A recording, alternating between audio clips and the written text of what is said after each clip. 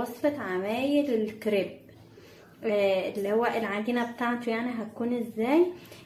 معانا دوت كوباية دقيق من نفس مقدار الكوباية دي، كوباية دقيق، وهنحط عليها كوباية مية، ومعانا بيضة، ومعانا ذرة ملح وذرة سكر، بس مش اكتر من كده. هو وصفته سهلة وجميلة جدا. ممكن المية تستبدليها بلبن عادي، يعني لو انت عايزاه طري قوي تستبدليها بلبن، لو انت عايزاه يكون بيمط كده معاكي ومتماسك اكتر تعمليها بميه.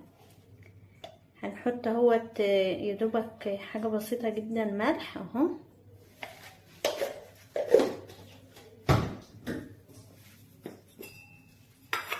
والسكر برضو اهو، حاجه بسيطه كده على طرف المعلقه، يعني مش كتير اهو.